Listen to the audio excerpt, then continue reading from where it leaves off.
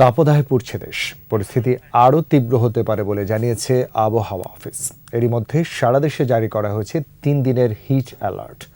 রাজধানীর বিজয় সরণিতে আছেন আমাদের সহকর্মী মানিক শিকদার। তাপপ্রবাহের খবর জানতে যুক্ত হচ্ছে তার কাছে।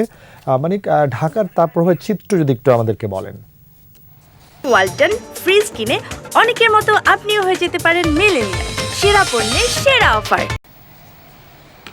রাজীব, যেমনটি বলছিলেন যে আজকে যে তাপমাত্রার অবস্থা রাজধানী সহ সারা দেশে, তা কিন্তু একটা তীব্রতর অবস্থায় কিন্তু ইতিমধ্যে চলে গেছে। গত কয়েকদিন ধরেই যে তাপমাত্রা যে উচ্চ মাত্রা সেটা কিন্তু পরিলক্ষিত হচ্ছে সারা দেশেই।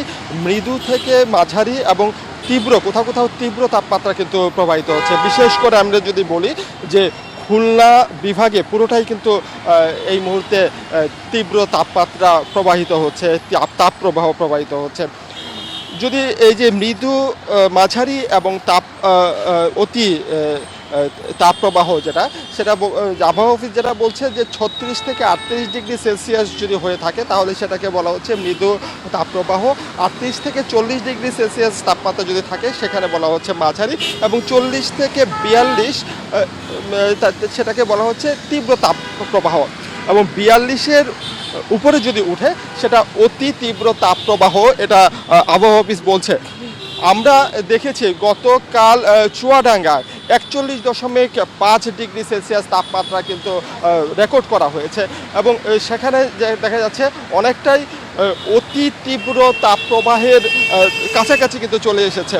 এই অবস্থা যদি চলতে থাকে তাহলে জনজীবনে কিন্তু বেশ একটা অস্বস্তি নেমে আসবে। ইতিমধ্যেই একটা অস্বস্তি চলে এসেছে। আমরা হাসপাতালগুলোতে গিয়েছি, সেখানেও আমরা দেখেছি বেশ রোগীর একটা চাপ বেড়েছে, বিশেষ করে ঠান্ডা, সর্দি, জ্বর, কাশি এবং ডায়রিয়া জনিত যে রোগগুলো আছে সেই রোগে আক্রান্ত হয়ে সাধারণ যারা রোগীরা আছে তারা ভর্তি হয়েছে।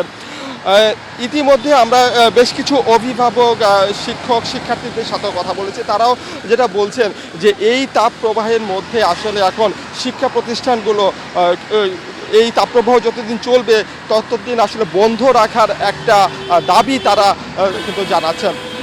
এছাড়া আমরা স্বাস্থ্য বিশেষজ্ঞ যারা আছে তারা যেটা বলছেন যে এই যে তাপপ্রবাহ চলছে, এই তাপপ্রবাহের ভিতরে অন্ততপক্ষে দুপুরবেলা, অর্থাৎ দুপুর 12টা থেকে 3টা পর্যন্ত যে সময়টা, এই সময়ে যেন বাইরে বের না হয় এবং ঢিলেঢালা পোশাক পরেন, পর্যাপ্ত পরিমাণে বিশুদ্ধ পানি পান করার একটা তারা নির্দেশনা দিচ্ছেন সাধারণ যারা নাগরিক আছে, যারা জনগণ যারা আছেন। আজকে আরও একটু জানিয়ে রাখতে চাই যে এই যে তাপপ্রবাহ, সে আজকে সর্বোচ্চ তাপপ্রবাহ বইছে চুয়াডাঙ্গা, এবং এই তাপপ্রবাহ সহসাই কিন্তু কমছে না, যে আগামী আরও কয়েকদিন এই তাপমাত্রা বিরাজ করবে এবং এর চেয়েও বেশি তাপমাত্রা হতে পারে বলে আশঙ্কা প্রকাশ করেছে আবহাওয়া অফিস। তো রাজীব, আমার কাছে ছিল এখান থেকে থাকা সর্বশেষ তথ্য।